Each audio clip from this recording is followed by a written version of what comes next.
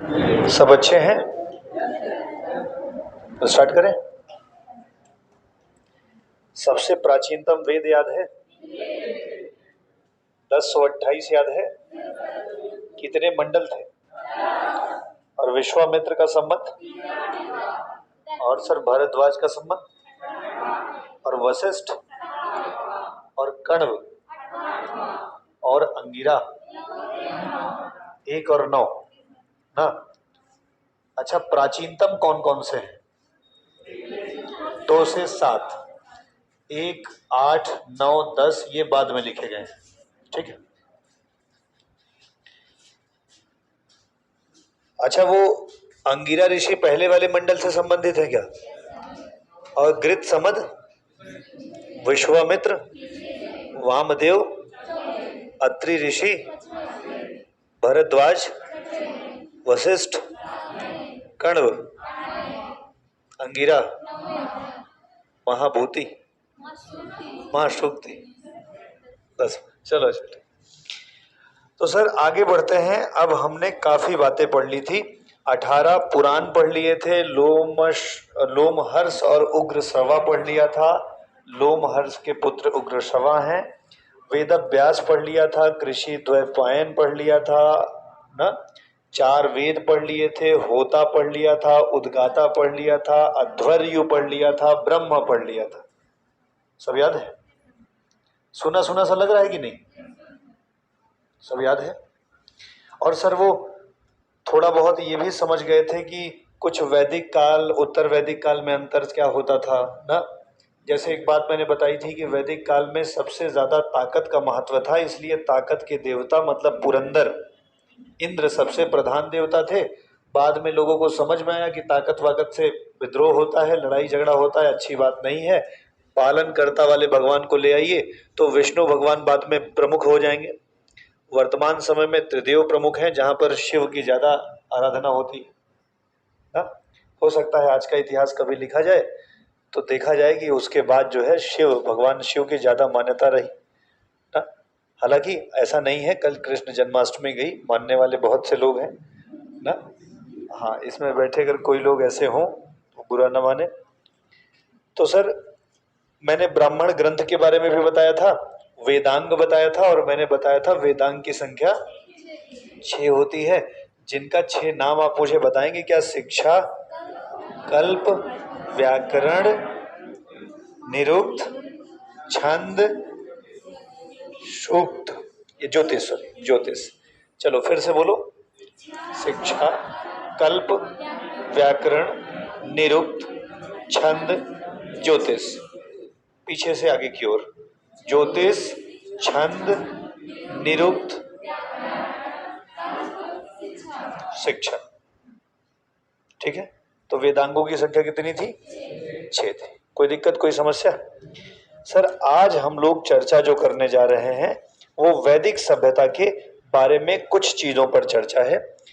जैसे कि कहा जाता है कि वैदिक सभ्यता जो थी वो अपने प्रशासन के लिए सभा और समितियों नामक 2 संस्थाओं पर स्थायी रूप से निर्भर करती थी।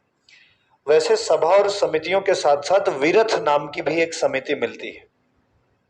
सभा, समिति और साथ में विरथ नाम की भी एक छोटी सी समिति मिलती है।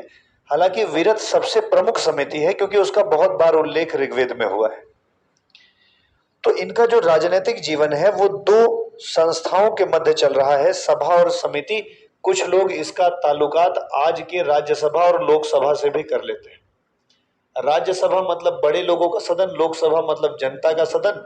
तो उसी समय सभा में जो बड़े लोग हुआ करते थे, कुलीन वर्ग होते थे, उनका वो शामिल होते थे। और जो समिति हुआ करती थी, समिति में आम जनता भाग ले सकती थी। सभा और समितियों में महिलाओं को प्रवेश दिया जाता था।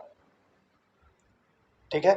तो जो राजनीतिक दशा है वो कहीं ना कहीं राजा निरंकुश नहीं है।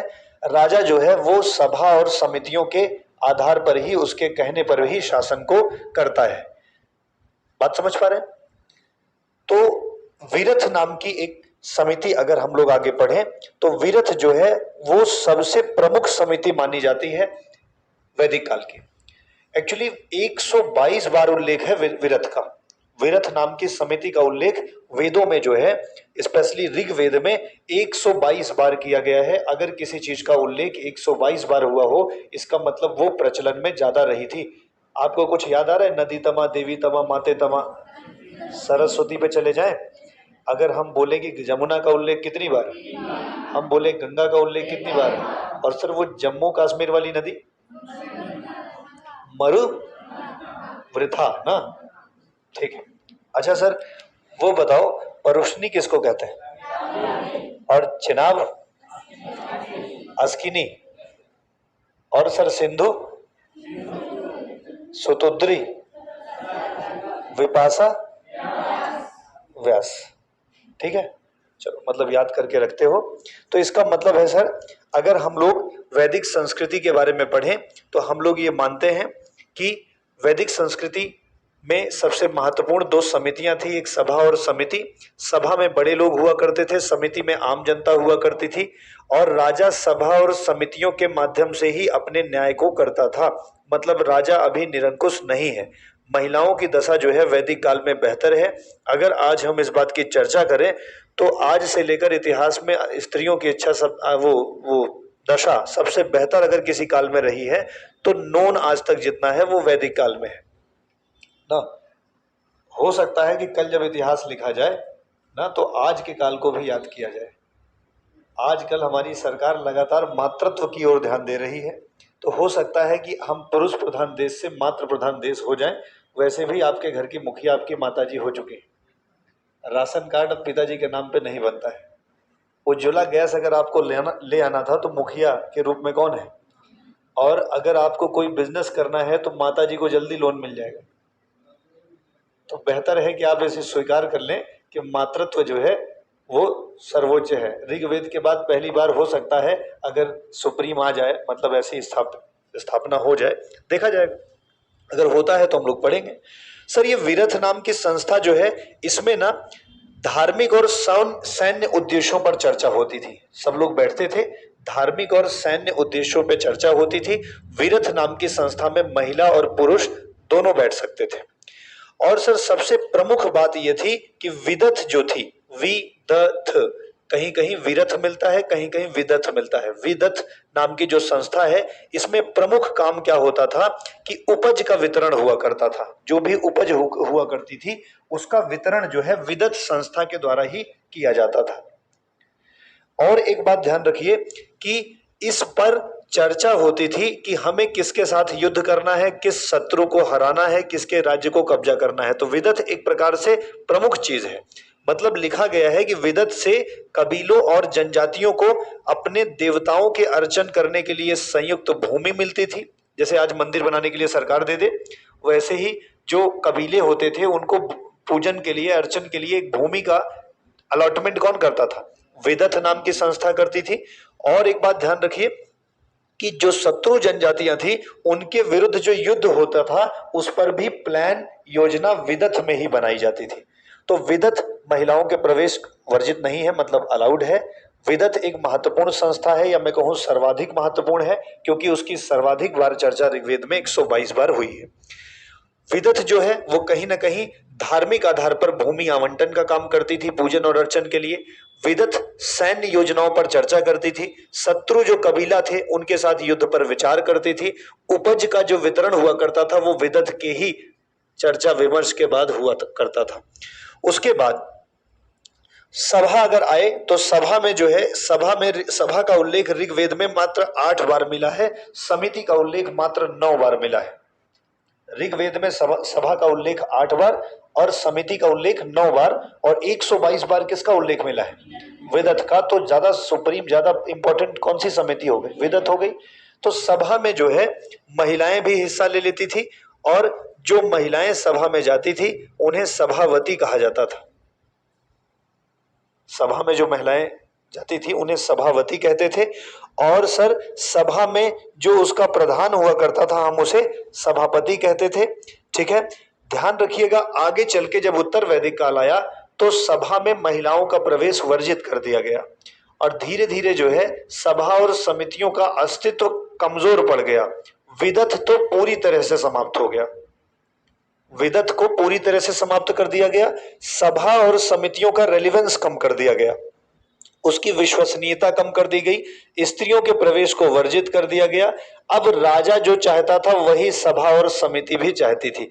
पहले सभा और समिति जो चाहती थी वो राजा करता था, अब राजा जो चाहता था वो सभा और समिति करती थी। एक तरीके से भ्रष्टाचार का बोलबाला उत्तर वैदिक काल में होगा, सभा समितियां खत्म हो जाएंगी, लोकतंत्र की हत्या चालू हो जाएगी, और फिर वो जो कर्म आधारित जाति थी वो वो जाति आधारित हो जाएगी। आपका धर्म आडंबर भरा हो जाएगा, आडंबर भरे धर्म में तीसरे वर्ग के लोग मतलब कि वैश्य को घुटन होने लगेगी, शूद्र बेचारे परेशान हो जाएंगे। ये दोनों वर्ग भागने की कोशिश करेंगे और भागते भागते उनकी मुलाकात कुछ लोगों से होगी जो उन्हें नया नया धर्म बताएंगे कि हमारे वाले धर्म में चले आओ, यहाँ भेदभाव नहीं है। तो कुछ लोग जैन में जाएंगे, जैन में जाने के बाद उनकी बुद्धि खुलेगी कि भैया ये गलत जगह चले आए हैं, ये रास्ता ठीक नहीं है, फिर वो बौद्ध में जाएंगे ना। ऐसे मतलब बदलाव हुए हैं। तो सर सभा और समिति, समिति के बारे में अच्छा ध्यान रखना, सभा में जो है वो बड़े लोग कुलीन लोग आते थे, और ऐसा माना जाता है कि राजनीतिक या प्रशासनिक कार्य यही करता था, न्यायिक कार्य भी सभा ही करती थी। ये आज के राज्यसभा से रिलेट कर सकते हैं। आज का जो राज्यसभा बड़ों का सदन, बुजुर्गों का सदन माना जाता है ना, वैसे ही सभा उस समय कुलीन वर्ग के लोगों का एक समूह हुआ करता था, बड़े लोग ही इसमें शामिल होते थे जो प्रशासनिक कार्य को देखते थे। लोकसभा अगर देखना है तो आप समिति को देख लीजिए, इसका उल्लेख 9 बार हुआ है। इससे अनुमान लगाया जाता है कि इसका महत्व सभा से अधिक था। वही हाल है जैसे लोकसभा ज्यादा इंपॉर्टेंट है राज्यसभा की तुलना में। राज्यसभा में भले ही बड़े लोग हैं, उम्र में बड़े हैं, लेकिन महत्वपूर्ण ज्यादा कौन है? क्योंकि लोकतंत्र में कौन महत्वपूर्ण है? जनता का दल, और जनता का दल कौन है? लोकसभा। वैसे ही जनता, आम जनता कहाँ भाग लेती थी? समिति में। इसीलिए समिति जो है सभा से ज्यादा महत्वपूर्ण है, ऐसा कहीं लिखा नहीं है, लेकिन उल्लेख को देखते हुए एक 9 बार बोला गया, एक 8 बार बोला गया, एक 122 बार बोला गया। तो सबसे इंपॉर्टेंट हम विदथ को माने, उसके बाद हमने समिति को माना, उसके बाद हमने सभा को मान लिया। डन है। तो सभा समिति कभी पूछ लेगा तो आप निश्चित तौर पर बता लेंगे। तो प्रारंभ में जो है यह एक जनसभा थी जिसे धीरे धीरे समिति में बदल दिया गया। इसमें कोई भी उस शहर का आदमी जा सकता था, महिलाएं भी अलाउड थी। ठीक है। अगर हम देखें तो स्त्रियों की स्थिति यहां बढ़िया है। कई सारी स्त्रियां ऐसी भी मिलती हैं जो विद्वान रही ना, चाहे हम गार्गी और याज्ञवल्क्य के संवाद में गार्गी को ले लें, चाहे हम लोपमुद्रा को ले लें ना, समझ रहे हैं। तो हम स्त्रियों के विद्वान होने से यह पता कर सकते हैं कि उनके पढ़ाई लिखाई और बराबरी में कोई भेदभाव नहीं होता रहा होगा ना। जरूरी नहीं है कि होता ना रहा हो, लेकिन ज्यादा मान्यता है कि नहीं होता था, क्योंकि स्त्रियां भी अगर सभा की सदस्य हैं, स्त्रियां भी समिति के सदस्य हैं, स्त्रियां भी अगर विदथ की सदस्य हैं, स्त्रियां भी विद्वान हैं, एक मंच पर गार्गी याज्ञवल्क्य से संवाद कर रही है ना। तो जब ऐसी चीजें हैं तो निश्चित तौर पर यह माना जा सकता है कि तर्क वितर्क का समय था, जहां पे लॉजिक्स होते हैं वहां पर इंफीरियरिटी नहीं होती। तर्क कहीं ना कहीं डेवलपमेंट का रीजन बन जाता है, क्योंकि जो अच्छा तर्क दे पाएगा उसे ही श्रेष्ठ माना जाएगा। आप बड़े हैं इसलिए आप योग्य हैं, ये बड़ी बात नहीं। अगर आपके पास तर्क नहीं है, सभ्य नहीं है, अच्छा बोल नहीं पाते हैं, अच्छे तरीके से प्रस्तुत नहीं कर पाते हैं, तो बहुत बड़े विद्वान हो लेकिन आपका महत्व तो कम ही रहेगा ना। तो वहां तर्क का महत्व है ना। स्त्रियों की हालत भी बेहतर है। अगर हम और आगे बढ़े तो सामाजिक जीवन में देखा जाए तो ऋग्वेद समाज की सबसे छोटी इकाई गृह या कुल कहलाती थी। ऋग्वेद समाज की सबसे छोटी इकाई, समाज की सबसे छोटी इकाई, जैसे आज हमारे यहाँ घर होता है ना, फैमिली, परिवार जिसे बोलते हैं, तो वैसे ही समाज की सबसे छोटी इकाई जो कुल कहलाती थी, और उस कुल का जो मुखिया हुआ करता था उसे हम कुलपति कहते थे, या गृह का मुखिया गृहपति कहलाता था। कुल का मुखिया कुलप या कुलपति। ठीक है। और सबसे छोटी इकाई कौन सी थी? कुल, ऐसे कुल कुलपति, गृह गृहपति, याद रहेंगे। इसका प्रमुख परिवार का मुखिया अथवा पिता होता था। ठीक है। आप ध्यान रखिएगा कि अगर आगे हम लोग बढ़े तो जैसे ही कुल होगा तो जन बनेगा ना, या कुल के बाद विष आता है, विष, कई परिवारों का समूह, विष का विषपति हो जाएगा।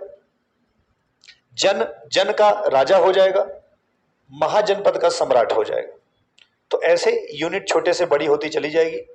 कुल से विश्व बन जाएगा, विश्व से जन बन जाएगा, जन से जनपद बन जाएगा, जनपद से महाजनपद बन जाएगा।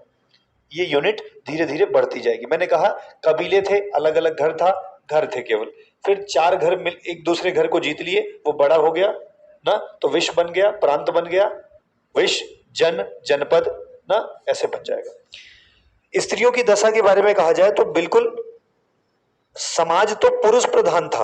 प्लीज ध्यान रखिएगा, जल्दबाजी में हम जब हड़प्पा सभ्यता को पढ़ते हैं तो हम उसे मात्र प्रधान सत्ता बोलते हैं, मात्र सत्तात्मक सत्ता हमारी हड़प्पा है। लेकिन जब वैदिक सभ्यता आते हैं तो ये एक पितृ सत्तात्मक सत्ता है।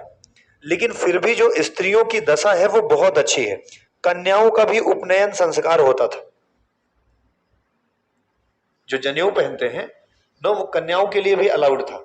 जरा सा देखिए, वैदिक काल में उपनयन संस्कार ब्राह्मण और क्षत्रियों के लिए था, बाद में इसे वैश्य के लिए भी कह दिया गया ना। तो ब्राह्मण, क्षत्रिय, वैश्य तक उपनयन संस्कार कर सकते थे, लेकिन शूद्रों को उपनयन संस्कार वर्जित कर दिया गया था। तो ये कहीं ना कहीं डिस्क्रिमिनेशन है। तो एक कारण नहीं है विरोध करने का, एक कारण नहीं है धर्म बदलने का, बहुत सारे छोटे छोटे कारण हैं। उन्हीं में से एक कारण, जैसे हम लोग क्या करते हैं, एक जानवरों का देवता था पूषण, और बाद में हमने कहा ये जानवरों का नहीं, अब ये शूद्रों का देवता है। तो जब आप पहले कर्म आधारित व्यवस्था रखे थे तो कोई भी शूद्र ब्राह्मण बन सकता था, कोई भी ब्राह्मण शूद्र बन सकता था ना, योग्यता के अनुसार। लेकिन जब ये तय हो गया कि ब्राह्मण अब जीवन भर ब्राह्मण रहेगा, चाहे वो जितना भी गलत कार्य करे, तो अब तो समाज के पहलुओं में दिक्कत आएगी ना, लोगों को बुरा लगेगा बहुत। अगर शूद्र योग्य हो गया लेकिन अब उसे आप वो इज्जत नहीं दे रहे हैं जैसा पहले दिया करते थे, तो अब कुरीतियां होंगी। जब आपके घर से कोई असंतुष्ट होता है तो दूसरा घर निश्चित तौर पर तलाशता है ना। हाँ, कई एक बार जब धार्मिक परिवर्तन की चर्चा होती है तो मैं बार बार इस बात पे मेरे दोस्त हैं, मैं बात करता हूं तो ये जरूर कहता हूं कि आपके यहाँ अगर निचला तबका इस्लाम स्वीकार कर लिया या निचले तबके के लोग क्रिश्चियन बनते चले जा रहे हैं, तो इसमें दोष भी तो हमारे ही समाज का है।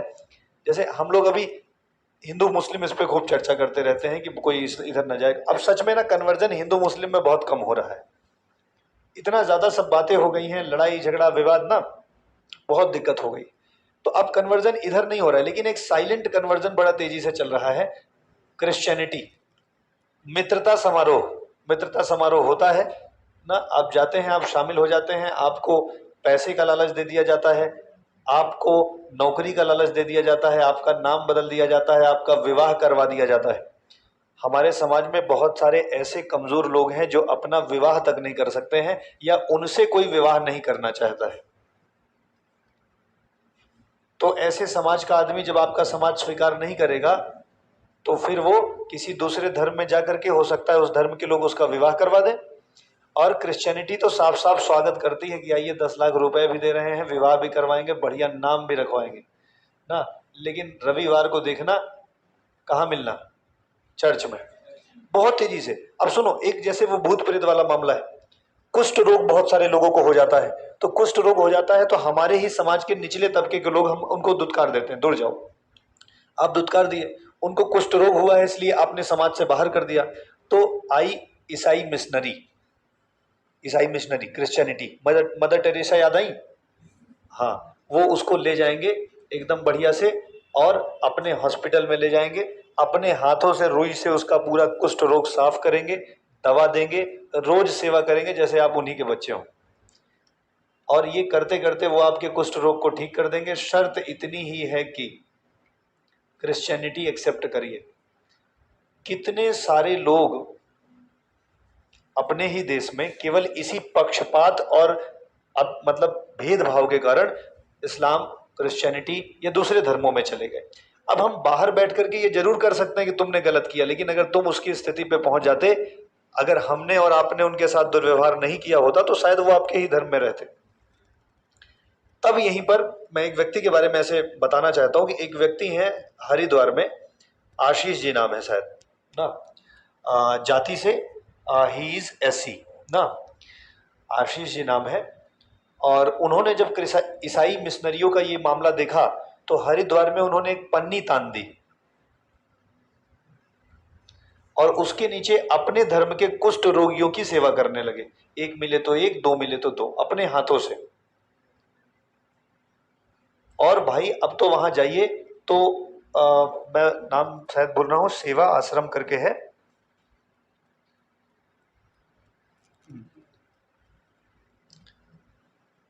चलो भूल गया, तो हरिद्वार में है, वो बहुत बड़ा आश्रम बन गया है अब तो। अब वो वैदिक शिक्षा भी देते हैं। वैदिक शिक्षा मतलब वेदों की शिक्षा, वैदिक माध्यम से आपकी पढ़ाई आगे जाए।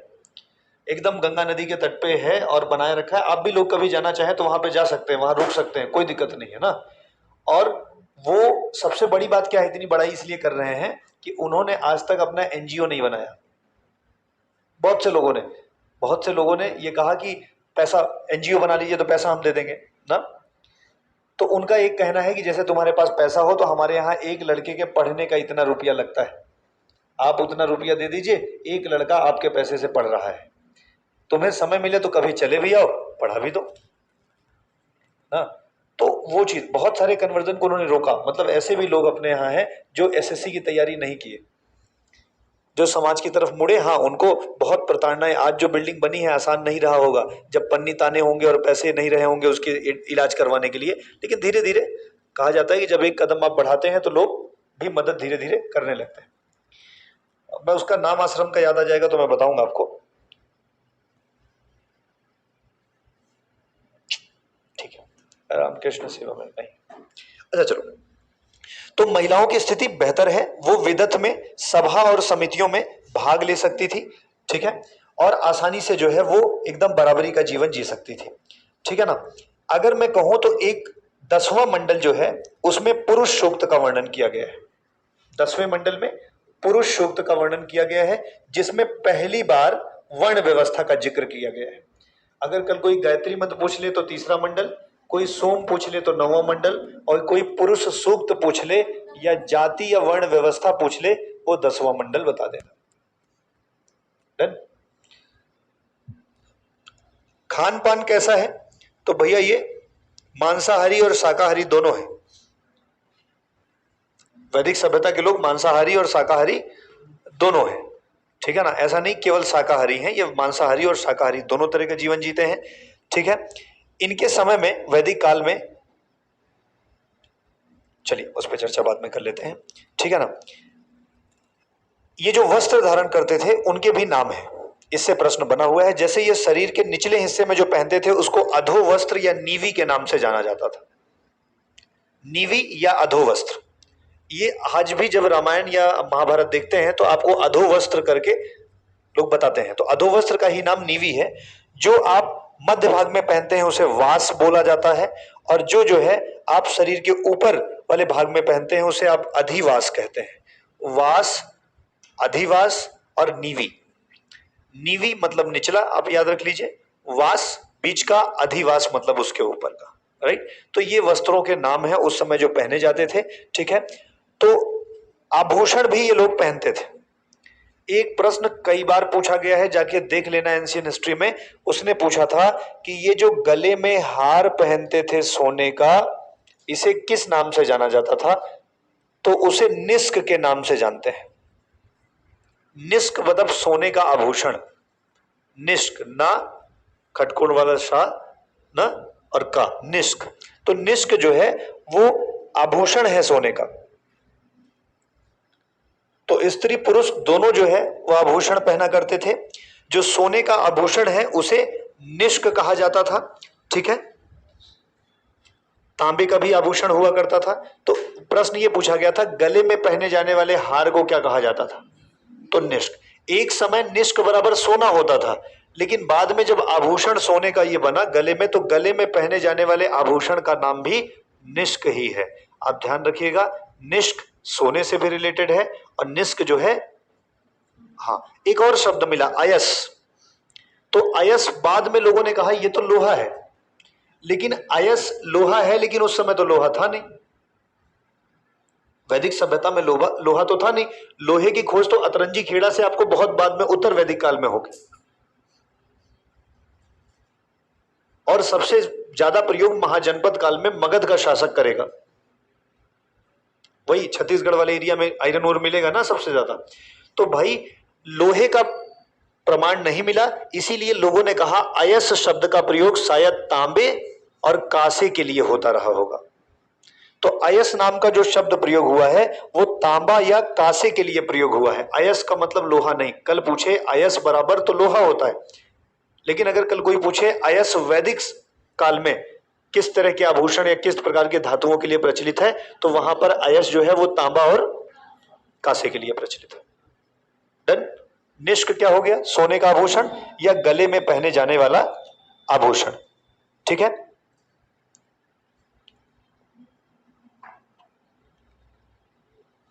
हाँ, घोड़ों के शौकीन है। घोड़ा सबसे प्रमुख जानवर है। मनोरंजन में अगर पूछा जाए, वैसे मनोरंजन तो पूछा नहीं जाएगा, ये पूछेगा कि कौन सा जानवर सबसे प्रिय है, तो घोड़ा। सबसे महत्वपूर्ण तो गाय। सबसे प्रमुख नदी सिंधु, कितनी बार उल्लेख? नहीं, सर्वाधिक बार ना। और सबसे अधिक सिंधु का उल्लेख हुआ है। और सबसे पवित्र नदी कौन सी है? नदी तमा का मतलब क्या है? नदियों में श्रेष्ठ। देवी तमा का मतलब क्या है? देवियों में श्रेष्ठ। माते तमा का मतलब क्या है? नदी तमा, माते तमा, देवी तमा किसके लिए प्रयोग किया गया है? परुष्णी किसके लिए? अस्किनी किसके लिए? सुतुद्री किसके लिए? और सर ये बताओ, आर्यों का आगमन स्थान दयानंद सरस्वती ने कहा बताया था? तिब्बत। गंगानाथ झा ने कहा बताया?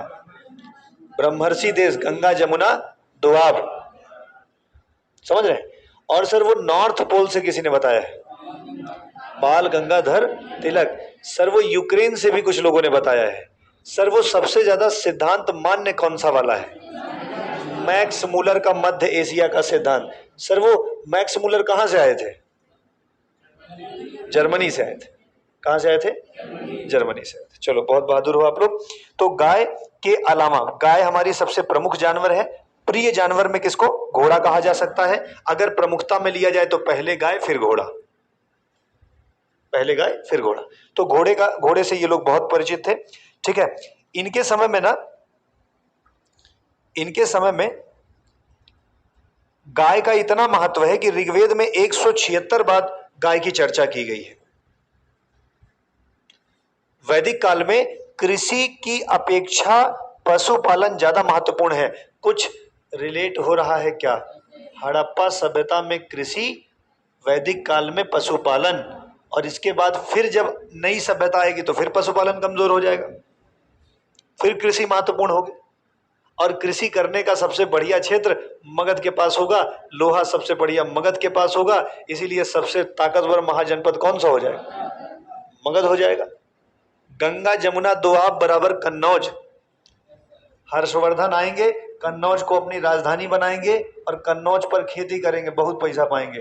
तो कन्नौज के लिए 3 लोग युद्ध लड़ेंगे, जिसे आगे चल के हम त्रिपक्षीय युद्ध कहते हैं। एक पाल वंश, एक गुर्जर प्रतिहार वंश और एक सातवाहन वंश, नहीं, राष्ट्रकूट वंश, सॉरी।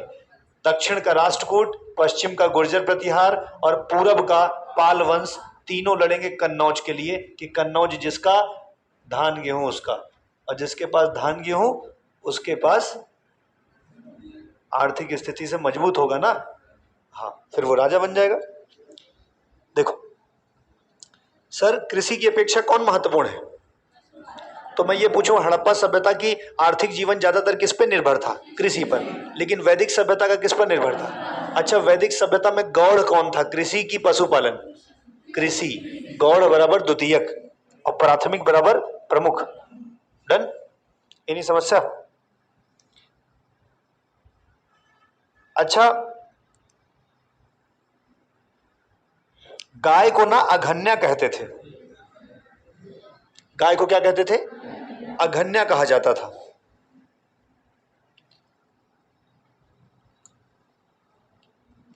गाय को ही अष्टकर्णी कहा जाता था। अष्टकर्णी मतलब कान पर 8 छेदों वाली, 8 छेद कर दिए जाते थे। अष्टकर्णी गाय के भी प्रमुखता से उल्लेख किए गए हैं। तो गाय को अष्टकर्णी, अष्टकर्णी गाय उस गाय को बोलेंगे जिसके कान में कितने छेद हो? 8 छेद हो। अष्ट 8 ना, कर्णी। ठीक है सर।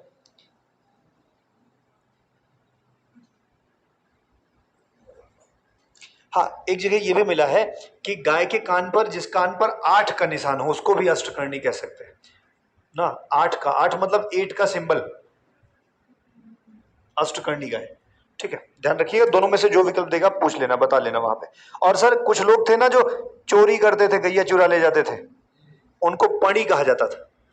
पणी मतलब वर्तमान में पानी का, पानी मतलब भैंस। अरे अरे भाई, अगर आप लोग भैंस पाले होंगे तो उन्हें आप पानी कह के बुलाते होंगे, नहीं बुलाते?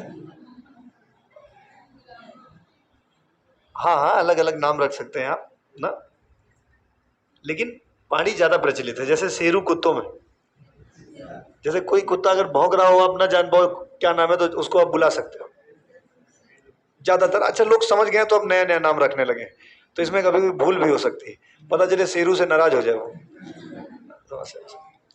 तो भाई वो चोरी कर लेते थे गैया को ना, उनको पड़ी कहा जाता था। पड़ी, पड़ी नाम के चोर थे, व्यापारी, जो गाय या जानवरों की चोरी करते थे, उन्हें किस नाम से जानते थे? पड़ी, पड़ी, पड़ी ना। हाँ, पड़ी इंग्लिश में लिखेंगे तो पाड़ी हो जाएगा ना। तो पाड़ी नाम के चोर होते थे, सही सही वो पड़ी है। पड़ी क्या है? जो गैया चुरा ले जाए, गाय भैंस जो भी जानवर होगा उसे चोर। भाई देखो, पशु धन है, और पशु धन है तो पशु चुरा के बेच देंगे, समझ रहे? तो जो जरूरी है वही तो चोरी होगा। आज क्या चोरी होता है? सोना, प्लॉट, प्लॉट 20 बाई 40 वाला, कहीं हमारे नाम था दूसरे का हो गया। तो जब जिस समय जो ज्यादा महत्वपूर्ण, अब देखो गैया छोड़ देते फिर नहीं चोरी करने लोग। और बल्कि पहले तो क्या होता था, आज के 5-7 साल पहले जब गैया कभी छूट जाती थी तो लोग बांध लेते थे। और मुझे याद है हम लोग छोटे छोटे थे तो जैसे पापा बोले कि इसको देखते रहना, और हम खेलने लगे और गैया चली जाए और बांध लें, तो फिर हमें टारगेट दिया जाता था कि शाम भर में अगर गैया नहीं मिली तो हम लोग ढूंढते थे, फिर वहां से आसपास गांव में जाए, साहबपुर कनपुरियान, तो पता चले कि वह बांधे हैं। तो फिर जा करके उनसे माफी वाफी मांग करके फिर गैया वापस हम लोग लाते थे ना। गाय भैंस जो भी मतलब बांध ली जाए। तो अब देखो, अब तुम्हारी गैया अगर उनके खेत में चली भी जाए तो फिर भी नहीं बांधते, हाँक देते हैं केवल। धीरे धीरे गैया ऐसे ही विलुप्त हो जाएंगी। मैंने एक दिन इसके बारे में बताया था। तो बाद में जो चीज विलुप्त हो जाती है उसकी इज्जत बढ़ जाती है।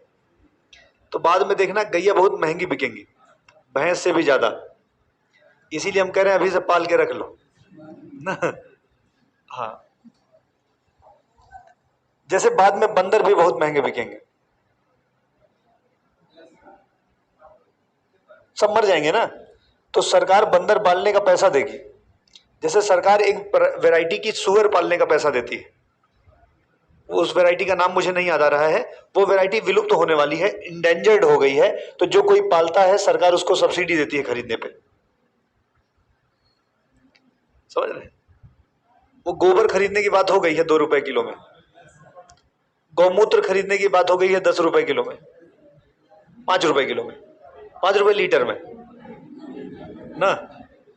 तो सरकार ये सब योजनाएं ला रही है, तो लोग इससे जानवरों को पालेंगे और फिर उसमें भी मिलावट करेंगे, गोबर को गीला करेंगे, ज्यादा वजन हो ना। अरे मैं ऐसा बोल रहा हूँ कि मतलब ऐसा हो सकता है।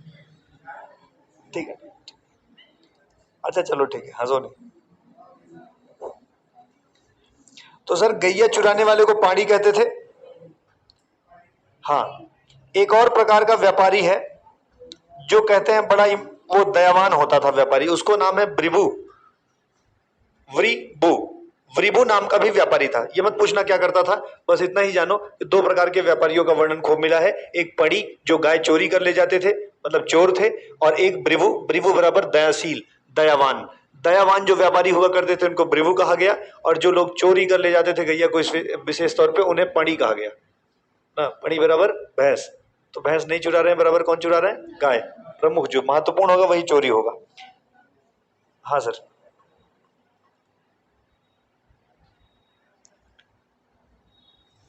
सर यहाँ जो खेती है ना वो गौड़ है, खेती को, अरे समझ में आ रहा है कि नहीं आ रहा है? कल अगर कोई पूछ ले पढ़ी कौन था तो बता लोगे? कल अगर कोई सुतुद्री पूछ ले तो सतलज बता लेंगे? कल अगर कोई आपसे अंगिरा पूछ ले तो प्रथम मंडल बता लेंगे? कल कोई अगर गायत्री मंत्र पूछ ले तो विश्वामित्र और तीसरा बता लेंगे? कल अगर सोम पूछ ले तो 9वें में चले जाएंगे? कल अगर पुरुष सूक्त पूछ ले तो बता लेंगे? वर्ण व्यवस्था पूछ ले तो बता लेंगे? और बताएंगे कि भाई वो सभा समिति विदथ बता लेंगे? सर्वाधिक बार उल्लेख किसका हुआ है? और सभा समिति ज्यादा महत्वपूर्ण कौन? उससे कम महत्वपूर्ण कौन? सबसे कम महत्वपूर्ण कौन? महिलाओं की स्थिति अच्छी खराब? सत्ता कैसी है? पितृ सत्तात्मक की मात्र? पितृ सत्तात्मक, लेकिन महिलाओं की स्थिति बेहतर है। नहीं बता ले तो ऐसे ही, मतलब इतिहास एक बोरिंग सब्जेक्ट है, ऐसे ही पढ़ के याद हो जाएगा। और वो निष्क किसको कहते हैं?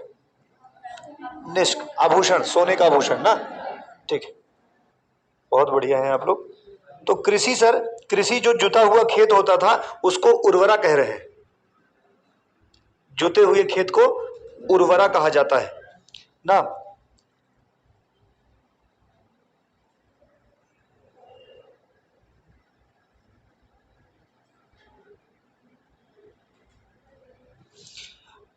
हाँ, भूमि के प्रकार जो है वो बाद में बताएंगे, इसमें हालांकि अलग अलग प्रकार की है। जैसे खिल्प एक प्रकार की परती भूमि को कहते थे, परती भूमि को खिल्प, लेकिन पूछा नहीं गया है इसलिए इस पर चर्चा नहीं करेंगे, हम लोग छोड़ देते हैं इसको। ऋग्वेद का जो 10वां मंडल है ना, उसमें खेती की प्रक्रिया का वर्णन किया गया है। नींद आ रही? सोना हो तो सो जाइए, चलिए जो जग रहे हैं वो पढ़े। 10वें मंडल में खेती की प्रक्रिया का वर्णन है ना। तो खेती की प्रक्रिया, वर्ण व्यवस्था, पुरुष सूक्त सब कहाँ है? और सोम कहाँ है? हाँ,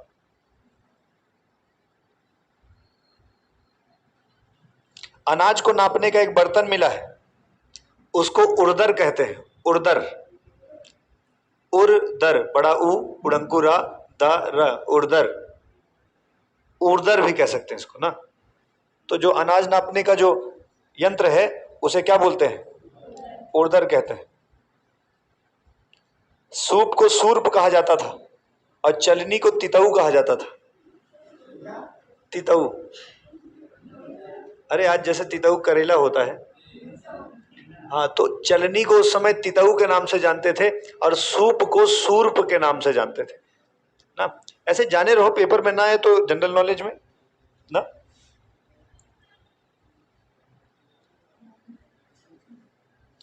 ध्यान रखना सर, ऋग्वेद में लोहा और चांदी का कोई उल्लेख नहीं है। कल अगर पूछ ले कि ऋग्वेद के लोग कौन से धातु से परिचित नहीं है, तो लोहा और चांदी, लोहा और चांदी दे देगा, सोना दे देगा, तांबा दे देगा, कांसा दे देगा, और कोई तो सबसे परिचित है, किससे परिचित नहीं है? लोहे से परिचित नहीं है। और अगर लोहा ऑप्शन में ना दे तो चांदी से परिचित नहीं है। तो चांदी का उल्लेख नहीं है भाई उनके यहाँ।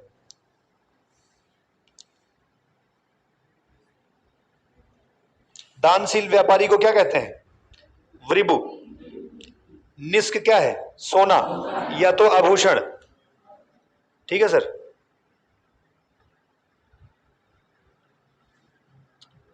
सर ये धार्मिक जीवन में क्या है? प्राकृतिक पूजक हैं। धार्मिक जीवन में किसके पूजक हैं? प्राकृतिक पूजक हैं। प्राकृतिक पूजक मतलब है कि इन्होंने देवताओं की एक मंडली बना रखी है, 33 मंडली, जिसको भी आज आप लोग 33 कोटि देवता कहते हैं। कुछ लोग महाविद्वान लोग हैं वो कहते हैं कि 33 करोड़ देवता है। अब ढूंढने लगते हैं तो मिलवे नहीं करते उतने। तो 33 कोटि है भाई, कोटि मतलब समूह, 33 समूहों में है ना, 33 करोड़ देवता नहीं है। जो लोग 33 करोड़ देवी देवता ढूंढने लगते हैं वो अपने धर्म पर खुद ही शक करने लगते हैं कि 33 कोटि है। कोटि मतलब करोड़ भी होता है, लेकिन कोटि मतलब समूह भी होता है।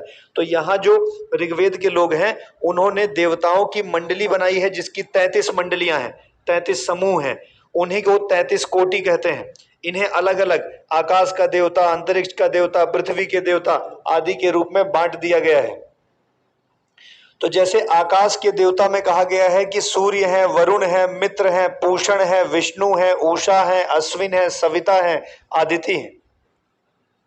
ज्यादा ना याद कर सको तो सर सूर्य मत भूल जाना, वरुण मत भूल जाना, और सर सविता मतलब सूर्य होता है, आप भूलेंगे नहीं, आदिति मतलब मत भूलना। डन। तो अगर मैं बोलूं आकाश के देवता, तो क्या वरुण किस प्रकार के देवता हैं? विष्णु किस प्रकार के देवता हैं? आकाश। पूषण किस प्रकार के देवता हैं?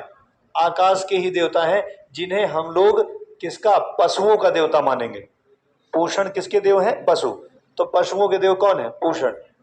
ठीक है, तो हो सकता है इन्हीं को प्रसन्न करके पाणी जो है अपना कार्य कर लेता रहा।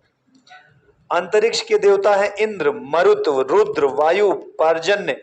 आप इसमें से मत भूलने वाला है पार्जन्य, मत भूलना। पार्जन्य कहाँ के देवता है? अंतरिक्ष के।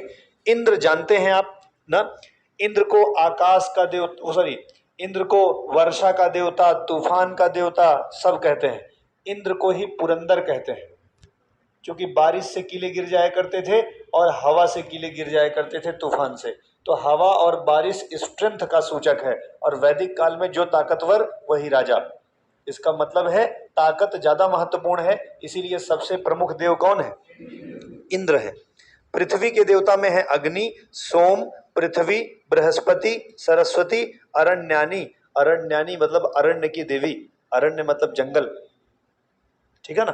तो ज्यादा याद ना हो सके तो मत याद करना, एक चीज मत भूलना कि इंद्र जो है वो सबसे प्रमुख देवता है। और सर ये वरुण जो है आकाश के देवता है, और सर इंद्र जो है वो कहाँ के हैं? अंतरिक्ष के हैं। और सर ये अग्नि जो है वो पृथ्वी की है। समझ पा रहे हैं? बहुत बढ़िया है आप लोग। इंद्र के बारे में थोड़ा सा पढ़िए। ऋग्वैदिक आर्यों के सबसे महत्वपूर्ण और प्रतापी देवता इंद्र हैं। सबसे प्रमुख देवता भी कौन? इंद्र। सबसे प्रतापी भी कौन? हाँ, बहुत ताकत है इनके पास, इसीलिए इनको पुरंदर कहते हैं। पुरंदर मतलब किलो को तोड़ने वाला। पुरंदर, पुरंदर बराबर किलो को तोड़ने वाला। हाँ,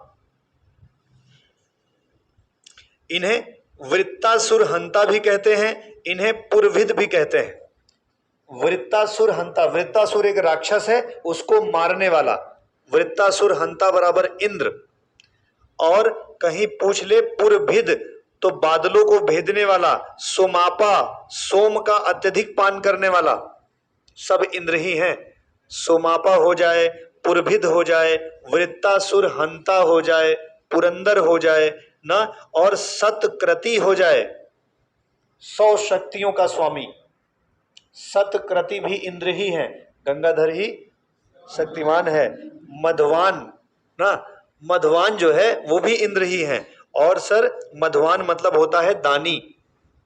कभी भी आपसे पूछ लेगा कि वृत्तासुर हंता कौन है, पुरंदर कौन है, और सर ये मधवान कौन है, सतक्रति कौन है, सुमापा कौन है, पुरभिद कौन है।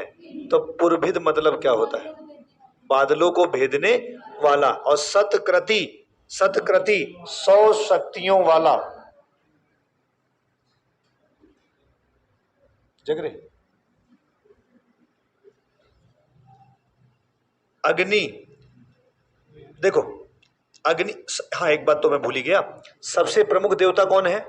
इंद्र। कैसे पता चला? सबसे ज्यादा बार उल्लेख है, 250 बार।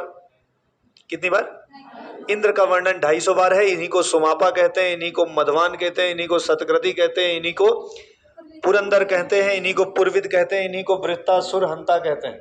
चलो एक बार याद करो इंद्र के सारे नाम। सबसे पहले पुरंदर, फिर वृत्तासुर हंता, पुरविद, सोमापा, सतक्रति, मधवान, और बचा कुछ? बस हो गया। चलो बोलो फिर। पहला, दूसरा वृत्तासुर हंता, तीसरा पुरविद, चौथा सोमापा, मधवान, सतक्रति। मिल गया? चलो, नहीं याद हुआ तो ये बताओ सतक्रति किसका नाम है? पुरंदर किसका है? पुरभिद किसका है? सोमापा किसका है? मधवान किसका है? सतक्रति किसका है? पुरंदर किसका है? इंद्र किसका नाम है? ठीक है। अरे मतलब आपको याद हो जाएगा। मैं बार बार ये कह रहा हूं ना, एक बार जान पहचान हो गई है तो जब कभी बगल से ये गुजरेंगे तो इनसे जरूर हम इतना तो कह ही देंगे कि याद नहीं आ रहा है लेकिन देखे हैं। मतलब अगर कभी मान लो पेपर में आ गए तो हम अपने ऊपर घृणा तो नहीं करेंगे कम से कम कि यार पढ़ा ही नहीं कभी। हम ये कहेंगे कि पढ़ा तो है, लेकिन ज्यादा बार नहीं पढ़ पाए, तुमको हम जान पहचान तो रहे, समझ रहे हैं, तो मतलब बेइज्जती तो कम से कम नहीं होगी।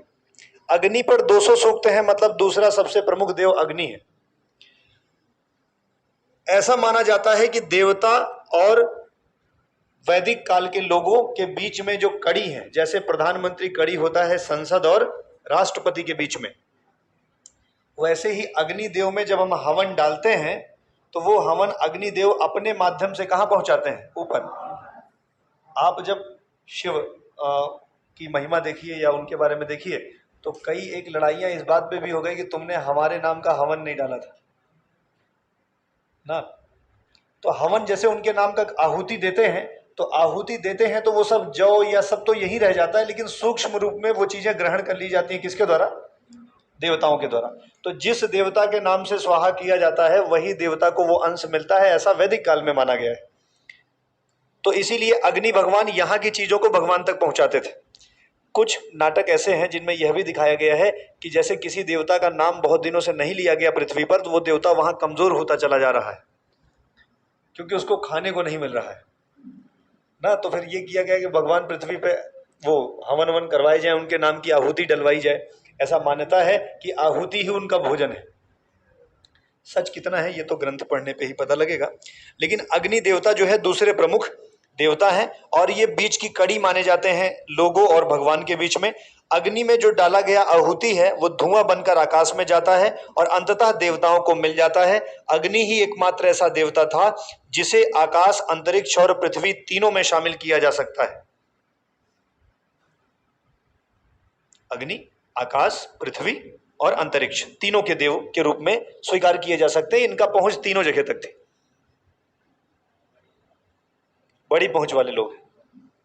ठीक है सर। वरुण, वरुण तीसरे सबसे बड़े देव हैं। इनको जल या समुद्र का देवता कहते हैं। जल या समुद्र का देवता। देखो, ताकत जरूरी थी, ताकत देख लिया। भगवान जरूरी थे, अग्नि देख लिया। फिर जीने के लिए पानी जरूरी था तो हमने जल देवता को भी देख लिया। इसका मतलब तीन देवता को अगर आप भूल गए तो आप पाप की श्रेणी में जाएंगे। पहले इंद्र, दूसरे अग्नि और तीसरे वरुण, तीनों प्रमुख देव हैं। यही पूछ लेता है कभी कभी, ठीक है ना। इन्हें ऋत अर्थात प्रकृति संतुलन का रक्षक कहा जाता है। इनका एक नाम और मिला हुआ है जिसका नाम है ऋतस्य गोपा। ऋतु बराबर ना, ऋतु है। देखो, बारिश का देवता इंद्र है और ऋतुओं के देवता वरुण है।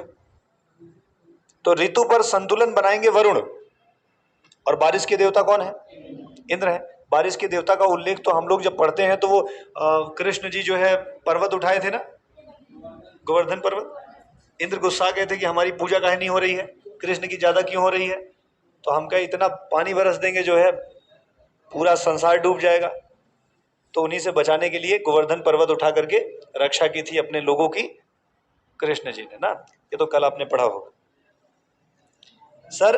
वरुण को ना जिंद अवस्था में अहुर मजदा कहा गया है। अहुर मजदा मतलब समझे, भूत प्रेतों का देवता। अहुर मजदा जिंद अवस्था में अहुज अरे ये कहा गया है ना कि जिंद अवस्था ईरान का ग्रंथ 7 में लिखा गया है वेद के। तो इन्हीं वरुण को ना अहुर मजदा के नाम से वहां पे जाना गया है। ठीक है, पापियों को दंड देने वाला या भूत प्रेतों को का देवता, उसको संभालने वाला, ऐसा मान सकते हैं। हाँ सर। ऋतस्य गोपा, ऋतस्य गोपा मतलब ऋतुओं पर नियंत्रण रखने वाला। तो वरुण जल देवता हो गए सर। सोम का वर्णन 9वें मंडल में है, मैंने बता ही दिया है। मरुत, मरुत मतलब हो गया मरुत, मारुत सुत, मारुत सुत, पवन सुत मतलब वायुदेव, मतलब हवा के देवता, आंधी के देवता ना। तो भैया एक और सूर्य, सूर्य आप जानते ही हैं। मित्र छोड़ दो, पूषण, पूषण, पूषण, पूषण को जो है, हाँ, वनस्पति, औषधि और पशु देव माना गया है। वनस्पति और औषधि का देवता भी पूषण ही है ना। हाँ, इनका ना रथ जो है बकरा खींच रहा है। पूषण देव जिस पर बैठे हैं उसको रथ जो खींच रहा है वो बकरे खींच रहे हैं। तो इनका जो वो है, जैसे चूहा हो गया किसका? गणेश जी का। मैं तो बार बार सोचता हूँ बैठ गए तो उसका होगा क्या ना, लेकिन चलो ठीक है।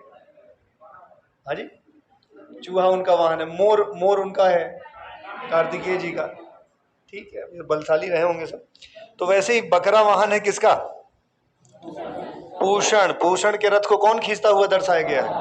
बकरा, भेड़, सियार, शेर, बताओ। बकरा। ठीक है, चलो डन। ठीक। सर उषा, सविता, सविता को भी छोड़ देते हैं, सूर्य से जुड़ा हुआ है। ठीक है। रुद्र, रुद्र पढ़ो, रुद्र, रुद्र। ऋग्वेद के तीसरे सूक्त में, 3 सूक्तों में इसका वर्णन है। रुद्र का मतलब स्वभाव से क्रोधी, और रुद्र का तात्पर्य शिव से लिया गया है।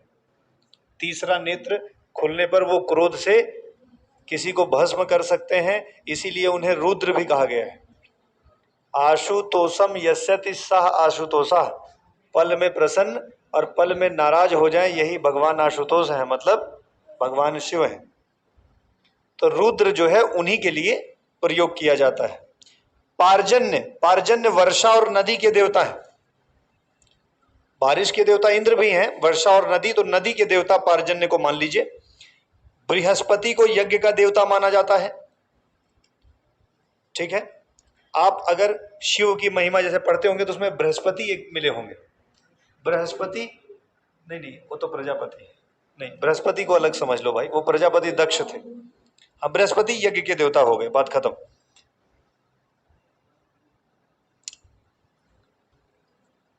चलिए सर,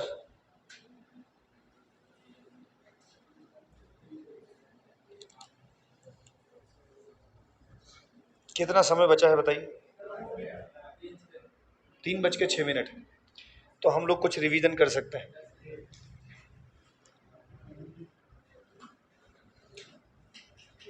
सर एक ठो याज्ञवल्क्य ने किताब लिखी है, शतपथ ब्राह्मण ना।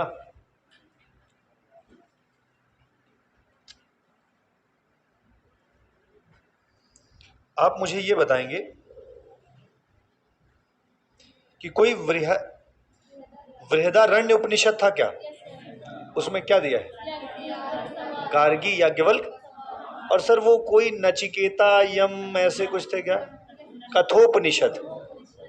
कठोपनिषद में किसके संवाद का वर्णन है? यम और नचिकेता। ठीक है। यम यमराज हो गए, नचिकेता राजा है। ठीक है, ठीक है सर। राज्याभिषेक के लिए ना इस समय राजसूय यज्ञ करना पड़ता था। राजसूय यज्ञ का उल्लेख शतपथ ब्राह्मण में मिला हुआ है। शतपथ ब्राह्मण किसने लिखा है? याज्ञवल्क्य ने लिखा हुआ है। ठीक है। रत्निन करके एक शब्द मिला हुआ है। रत्निन राज्य के उच्च पदाधिकारी हुआ करते थे। रत्निन मतलब रत्न, रत्न मतलब जैसे कि नवरत्न, नवरत्न मतलब 9 मंत्री, तो जो उच्च अधिकारी हुए वही रत्निन हो गए। तो अगर कभी रत्निन और राजसूय यज्ञ की बात की जाए तो आप राजा के मंत्री बराबर रत्निन, और राजा को राजसूय यज्ञ करना पड़ता था अपने वो करवाने के लिए, राज्याभिषेक करवाने के लिए। और एक यज्ञ के बारे में तो आप खूब परिचित हैं, रामायण पढ़े होंगे, लव कुश आपको याद आ रहे होंगे, अश्वमेघ यज्ञ ना। तो जहां तक घोड़ा चला जाएगा वो राज्य अधीनता स्वीकार कर लेगा, और यदि कोई घोड़े को रोक लेता है तो उसे उस राजा से युद्ध करना पड़ेगा। ठीक है, तो आपने ये जाना था। तो सर कई प्रकार के यज्ञ थे, जैसे अश्वमेघ यज्ञ हुआ करता था, वाजपेयी यज्ञ हुआ करता था, राजसूय यज्ञ हुआ करता था। तो पेपर कभी कभी पूछ लेता है ना कि कौन सा यज्ञ किसके लिए प्रयोग होता था। ठीक है ना, तो हम इस पर चर्चा करेंगे, आपसे बताएंगे। सर सामाजिक व्यवस्था में अगर हम बताएं तो भारतीय समाज वर्णाश्रम व्यवस्था है, लेकिन ये वर्ण जो है वो कर्म आधारित है, जन्म आधारित नहीं।